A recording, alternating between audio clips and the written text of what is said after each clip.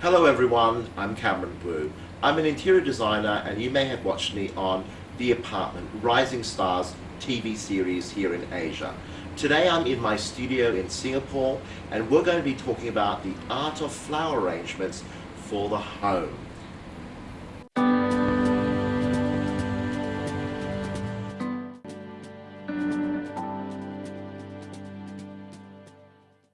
At Far East Flora, which is one of the bigger floral markets here in Singapore, where we have flowers from all over the world. Let's see what we have today.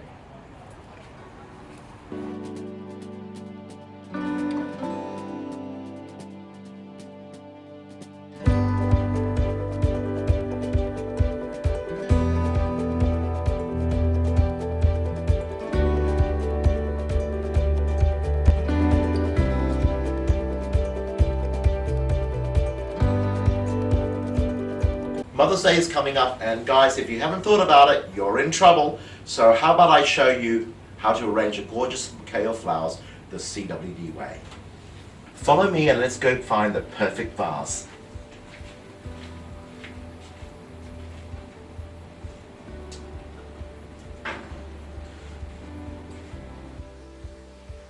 I think this is perfect.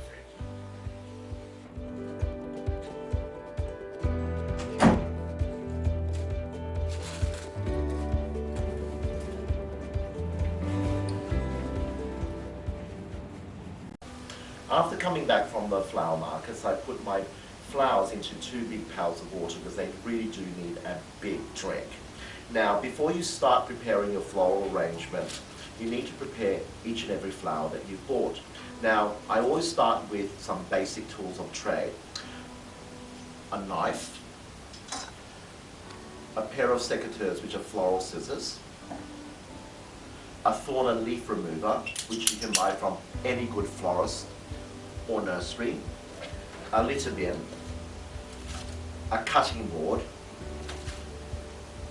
tea towels to protect your hands from any nasty thorns, and your chosen vase. At the markets, I try to choose the freshest and most beautiful flowers. Now, what are they? They are the frog eyes, the roses, as you can see, the hydrangeas, the tiger lilies, the lisianthus, and not to forget Singapore here, famous for their orchids, the Cymbidium orchid. And I like to choose colors that are very soft and delicate and fragile, and that represents my mother and my wife. Now, this beautiful collection of flowers cost me a grand sum of 220 Singapore dollars, and I don't think that breaks the bank because from here you can create at least 3 to 4 floral arrangements, which I think is very, very good value for money. So if you're on a budget, not buy nice and early and buy gorgeous, and give your wife and your mother an early Mother's Day gift. In preparing each and every flower, it's very important to know that they need a big drink, and cut the bottom of each stem at about an inch and a half from the bottom at an angle, because that creates the biggest surface area for each and every flower to drink. Tiger lilies, I like to remove the pollen because the pollen can actually stain your own furniture of upholstery or even your clothes. So I like to remove that in advance so we don't have those problems. Roses need to be prepared as well. Using my tool to remove the thorns and leaves, very easily it comes off, as you can see. And I like to remove the fragile leaves that maybe have wilted during the day from my shopping expedition. And this just tidies up the bud, so it's just beautiful. And then it goes in for a drink of water. I like using big green leaves as fillers, and they give a wonderful background to every floral arrangement, but make sure you clean the leaf properly before you use it.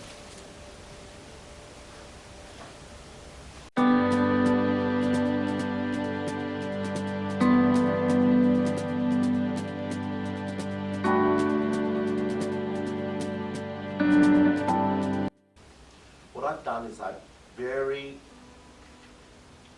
carefully lined up all the roses at the right height to ensure that they're all at the same height, and then choosing where the base of the lower stem is, I then cut to ensure that they're all going to be at the same height when you put them into the vase, but also when they enjoy a good drink.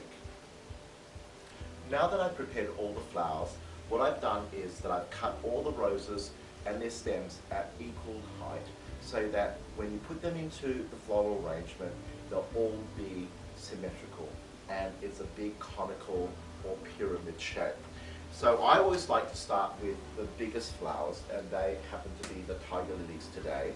And then I also like to start with the second biggest flowers, which basically I use as a filler, which is the lisianthus.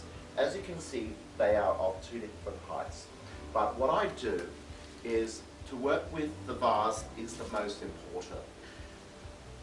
Literally, I place the vase to the end of the bench and I ascertain how high my flowers should be. And in terms of proportion, it should be just over half of the size or the height of the vase. So I think to me that that looks about good. So then what happens is that I then take my first stem and I actually know how much to cut. See, I've actually put my flowers to the edge of the vase and I've decided how much to the edge I should be able to cut. And that's a good gauge. So that's my first cut. So by doing that, I use my first stem as the measure, and I cut every one of those to approximately the same height.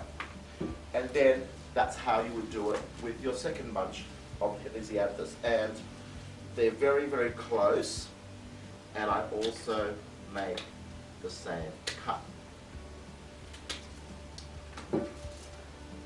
Now I'm going to make the biggest bunch of flowers with my very, very big vase, which I've actually filled with 1/3 of water, not heavier than that, otherwise it's very difficult to carry. You can always pour water towards the end once the floral arrangement is done. And what I start off with is the tallest flower that I have, which is the tiger lily. And I prepared the lisianthus and the frog eyes together. And what I do is I take each stem and I work it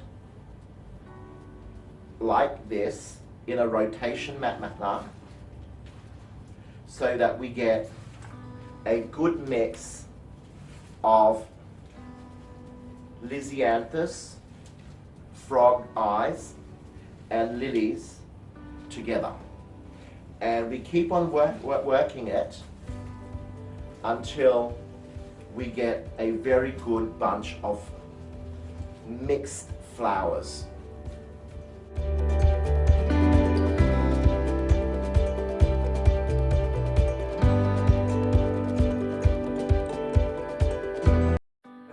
Now you can see that I've rotated and alternated the tiger lilies, the frog eyes, and the lisianthus together, and I've created a very nice mix. Now, you can be finished here. This could be one bunch of medium-sized floral bouquet for the dining table or for the coffee table, but I like a really big bunch because I always think it looks luxurious and opulent, and my wife, who's a mother, deserves that.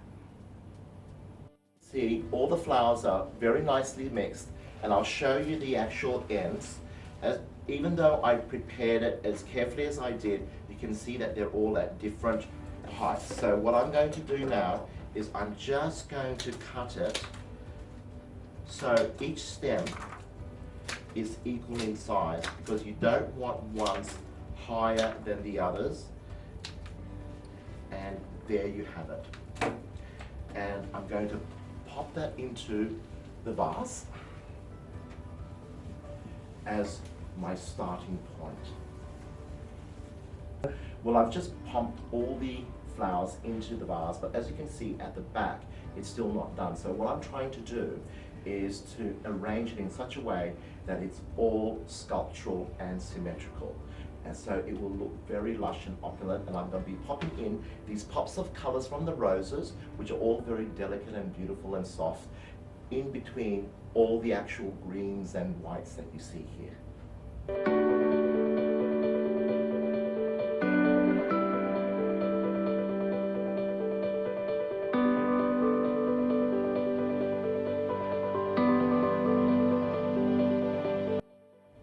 So you can rotate the vase to ensure that you've got a nice mix, that the flowers remain tangled into each other's stems so that they stay in place, and it's a constant work to ensure that they do remain in place. And what I'm going to do now is I'm going to pop these little heads of roses in to fill en masse the entire arrangement so it looks full.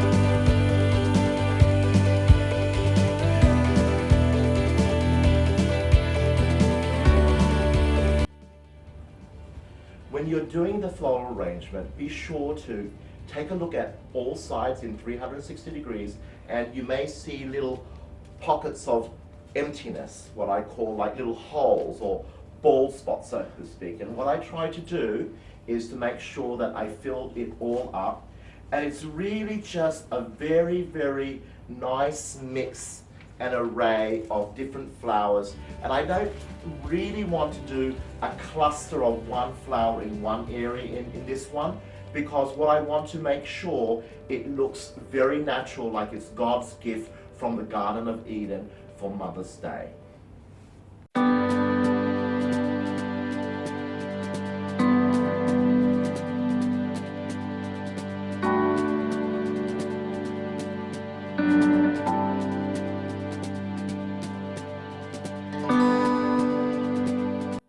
We have the floral arrangement done, but it's not quite yet finished, guys. What I like to do is I like to finish it off with a collar. What I mean by that is using my big leafy greens, and I intersperse all around the greens so that it actually just lifts the whole color display of the floral bouquet so it looks even more grand.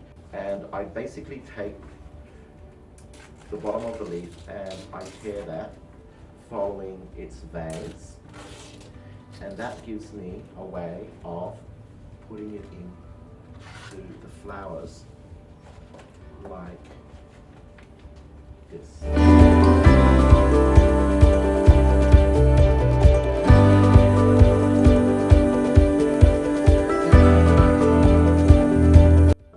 There you have it, a very economical, or mildly economical, but very beautiful God's gift of beautiful hand-picked flowers for your wife or mother for Mother's Day.